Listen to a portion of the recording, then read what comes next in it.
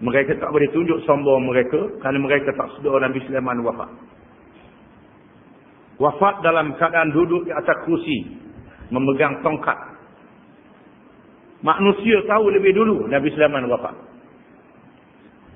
Sehingga tongkatnya dimakan oleh anak-anak. Dan Nabi Sulaiman terbalik, barulah mereka tahu Nabi Sulaiman sudah wafat. Kerana jasad Nabi-Nabi tidak hancur. Jasad Nabi-Nabi tidak dibinasakan. Tidak berbau sebagai jasad manusia yang lain. Bila Nabi Sulaiman jatuh, baru tahu mereka tahu Nabi Sulaiman sudah wafat. Dalam masa kewafatan Nabi Sulaiman alaihissalam, di mana syaitan dan iblis ni berjumpa dengan manusia supaya menggali di bawah singgasana Nabi Sulaiman atau tempat yang berhampiran dengannya untuk mendapatkan peti yang dikatakan di dalamnya ada ilmu-ilmu hikmah. Bila mereka berjaya menggali, dapat peti itu dibuka, didapati dalam tu ilmu-ilmu, di antaranya ilmu sihir yang diharamkan oleh Nabi Sulaiman alaihissalam. Lalu puak-puak iblis dan jin kafir ini mengatakan inilah dia kelebihan Nabi Sulaiman. Kerana Nabi Sulaiman beramal ilmu yang ada dalam kitab ini. Mereka menuduh Nabi Sulaiman mempunyai ilmu sihir. Tuduhan ini masuk dalam kepala ulama-ulama jahat Yahudi. Dan mereka ikut sama menyebarkan. Al-Quran diturunkan kepada Nabi Muhammad sallallahu alaihi wasallam untuk membersihkan Nabi Sulaiman alaihi salam. Ada riwayat yang mengatakan bahawa mereka yang menanam perkara ini di bawah singgasana Nabi Sulaiman. Bila Nabi Sulaiman wafat, mereka ambil dan mereka sebarkan, inilah dia ilmu Nabi Sulaiman alaihi salam yang dapat menguasai jin, dapat menguasai binatang, burung, kerana beramal dengan ilmu sihir. Allah Ta'ala berfirman, وَاتَّبَعُوا مَا تَتْلُو الشَّيَاطِينُ عَلَى مُلْكِ سُلَيْمَانِ. Mereka membelakangkan kitab Allah dan mengikut ajaran-ajaran sihir yang dibacakan oleh puak-puak syaitan dalam masa pemerintahan Nabi Sulaiman. وَمَا كَفَرَ سُلَيْمَانِ. Padahal Nabi Sulaiman tidak mengamalkan sihir yang menyebabkan kekufuran itu. Walakinna asyayatin kafaru yu'allimuna an-nasa as-sihr. Tetapi puak-puak syaitan itulah yang kafir dengan amalan sihirnya. Ayat ini menjadi dalil kepada ulama-ulama yang mengatakan bahawa semua ilmu sihir adalah kufur. Barang siapa yang mengajar ilmu sihir, belajar ilmu sihir, beramal dengan ilmu sihir, menjadi kufur, keluar daripada agama Islam, hendaklah dijatuhkan hukuman bunuh, hukuman mati. Perkara ini menjadi pembincangan dalam kitab fiqh. Tidak ada khilaf di kalangan ulama jika sekiranya dalam ilmu sihir itu terdapat perkara-perkara kufur, memuja jin, memuja syaitan yang kafir, ataupun melakukan kerja-kerja syirik, meletakkan sifat Allah pada diri. Ada ahli sihir yang mengatakan dia tua sehari pada Tuhan, padahal ayah dia tua pada dia. Tua sehari pada Tuhan, dengan ayah dia mana tua? Macam-macam kerja-kerja kafir. Di antaranya mereka menggunakan ayat-ayat Quran. Ini ahli sihir di zaman umat Muhammad sallallahu alaihi wasallam yang terikut-ikut, yang bersahabat dengan iblis, dengan syaitan. Seperti mereka membuang Quran di dalam jamban, buang Quran di tempat najis. Mereka membalut kaki dengan Quran kemudian berjalan. Ataupun mereka menulis ayat Quran dengan darah haid dan nifas. Ditulisnya ayat Quran. Bila dipuja maka datanglah iblis, datanglah syaitan. Nak minta apa? Sanggup beri. maka Allah Ta'ala meluluskan. Orang yang melakukan perkara ini, hukumnya kafir, murtad. Keluar daripada agama Islam. Termasuk juga sihir yang menggunakan bahan-bahan kimia. Bahan kimia. Dicampur bahan-bahan ini, maka berlaku benda-benda ganjil. Berlaku perkara yang menyakitkan orang. Dalam perkara ini, setengah ulama mengatakan tidak jadi kafir, jadi dosa besar saja. Tetapi kalau menghalalkannya jadi kafir juga. Di antaranya ulama Hanafi dan Syafi'i. Mereka mengatakan dosa besar. Kalau menghalalkannya, maka menjadi kafir juga. Dijatuhkan hukuman mati. Di mana jenayah sihir ini ada dalam kitab fiqh Islam. Tak ada dalam undang-undang barat. Kerana undang-undang barat dia tak percaya pada perkara yang gaib. Itu juga di kalangan Mu'tazilah. Mu'tazilah tak percaya kepada hal-hal yang seperti ini. Perkara ini sabit di dalam Al-Quranul Karim. Dan Allah Ta'ala berfirman, وَمَا أُنْزِلَ عَلَى الْمَلَكَيْنِ بِبَابِلَ هَارُوتَ وَمَارُوتَ. Berhubung dengan perkataan ma unzila 'alal malakain. Terdapat kekhilafan di kalangan ulama tafsir dari bahasa Arab. Ada yang mengatakan bahawa ma di sini dengan makna nafi, dengan makna tidak. Dengan makna tidak. Dan tidaklah sekali-kali apa yang diturunkan kepada dua malaikat, iaitulah Jibril dan Mikail. Dan terdapat di kalangan puak-puak syaitan Yahudi ni mengatakan ilmu ni diajar juga oleh Jibril dan Mikail. Jibril dan Mikail. Mungkin mereka mengambil sempena daripada kisah Samiri. Apabila Nabi Musa alaihi salam ketika bayinya dipelihara oleh Firaun. Musa Samiri yang juga disembunyikan oleh ibu dia, dipelihara oleh malaikat Jibril.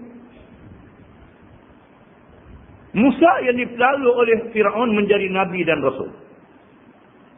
Musa yang dipelihara oleh Jibril menjadi kafir. Dikenali dengan Musa Samiri. Apabila Musa Samiri ini mengambil debu daripada bekas tapak kaki kuda malaikat Jibril. Apabila Jibril datang bawa makanan kepada dia, Jibril merupakan dirinya seperti seorang lelaki yang menunggang kuda. Dia ambil bekas tapak kaki kuda itu disimpannya. Di mana debu tapak kaki kuda ni dijadikan hikmah untuk diletakkan pada patung lembu yang dibuat daripada emas. Lalu lembu itu mengeluarkan suara. Ada juga di kalangan orang Yahudi yang mengatakan bahawa malaikat juga bawa sihir. Iaitulah Jibril dan Mikail. Ada ulama yang mengatakan wama dan ma di sini makna tidak. Nafiyah, makna nafi. Maka Harut dan Marut ini ialah dua manusia yang mengajar ilmu sihir. Yang tinggal di negeri Babil. Ini kepada mereka yang mengatakan ma dengan makna tidak. Di sini faedahnya bahasa Arab. Untuk memahami tafsir, mestilah memahami bahasa Arab. Ada ulama yang mengatakan ma di sini ma mausul. Sebagaimana yang diterjemahkan di dalam pimpinan Ar-Rahman. Dan apa yang diturunkan kepada dua malaikat, Harut dan Marut. Ma mendengar dengan makna apa? Bukan makna tidak. Maka Harut dan Marut ialah dua malaikat yang diturunkan oleh Allah Subhanahu wa taala untuk menguji dan mencuba manusia. Untuk menguji dan mencuba manusia dengan perkara yang luar biasa. Sejauh mana manusia itu beriman kepada Allah. Beriman kepada rasul-rasul yang diutuskan oleh Allah. Ada juga di kalangan ulama, ini semua riwayat Israiliyat.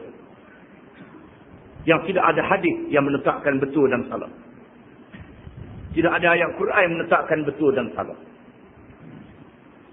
Ada yang mengatakan bahawa malaikat mempersoalkan manusia bermula daripada Nabi Adam alaihissalam. Manusia yang mengerjakan maksiat.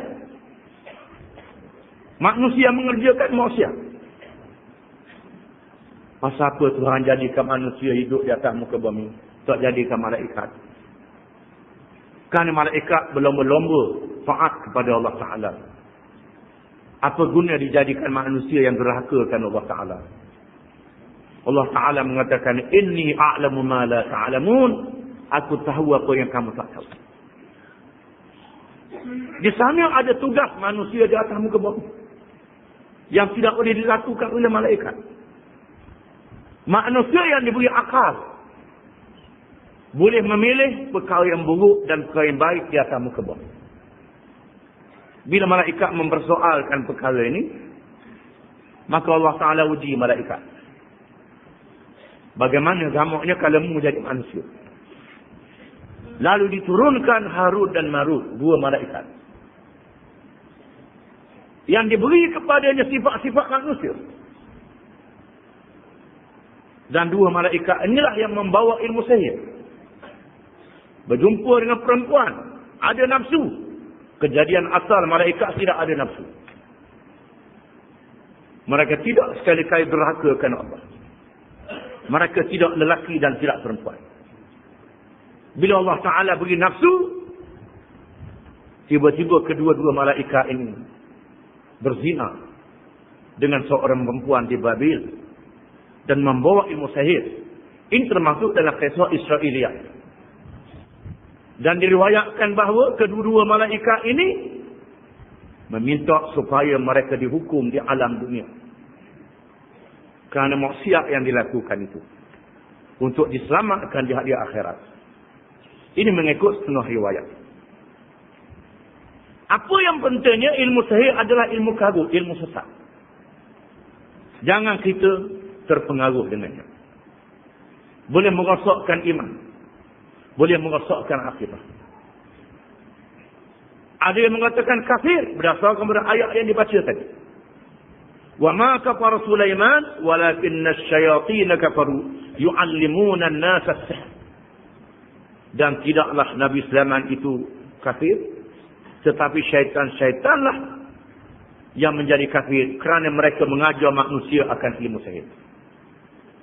Ayat ini mengatakan ilmu sihir boleh membawa kepada kafir. Maka kita jangan buat mudah-mudah dalam perkara ini. Di sana ada hadis yang memasukkan ilmu sihir di dalam dosa yang sangat besar. Sabda Rasulullah sallallahu alaihi wasallam, "Ijtanibu sab'al mubiqat." Jauhlah kamu daripada 7 dosa besar. Qila wa ma hunna ya Rasulullah? Lalu ditanya, apa dia wahai Rasulullah? Sabda Rasulullah sallallahu alaihi wasallam, "Asyirku billah was-sihr wa qatlu an-nafs allati harrama Allah illa bil haqq wa aklu ar-riba wa aklu mal al-yatim wa qadfu al-muhsanat al-mu'minat al-ghafilat wa at-tawalli yawm az-zahf." Jauh, iaitulah yang pertama, syirik, menyekutukan Allah dengan sesuatu yang lain. Yang kedua, sihir. Yang ketiga, bunuh orang dengan cara yang tidak sebenar. Yang keempat, memakan riba. Yang kelima, memakan harta anak yatim. Yang keenam, menuduh perempuan yang tidak bersalah dengan zina. Dan yang ketujuh, lari bila berdepan musuh yang kafir di medan perang. Salah satu daripadanya ialah sihir. Sihir termasuk di dalam dosa besar yang dibilangkan oleh Nabi sallallahu alaihi wasallam. Wa ma yu'allimani min ahadin hatta yaqula innama nahnu fitnatun fala takfur. Sedang mereka berdua, Harut dan Marut, tidak mengajar seseorang pun, malaikat setelah mereka menasihatkan dengan berkata, sesungguhnya kami ini hanyalah cobaan untuk menguji imanmu. Sebab itu janganlah engkau menjadi kafir dengan mempelajarinya. Bila orang minta nak belajar, dia ayat. Tak boleh belajar ilmu ni salah. Tapi dia ajar juga. Apa yang berlaku Allah Ta'ala nak uji. Allah Ta'ala nak coba. Sejauh mana manusia beriman kepada kekuasaan Allah Ta'ala. Kepada kehendak Allah Ta'ala. فَيَتَعَلَّمُونَ مِنْهُمَا مَا يُفَرِّقُونَ بِهِ بَيْنَ الْمَرْءِ وَزَوْجِهِ.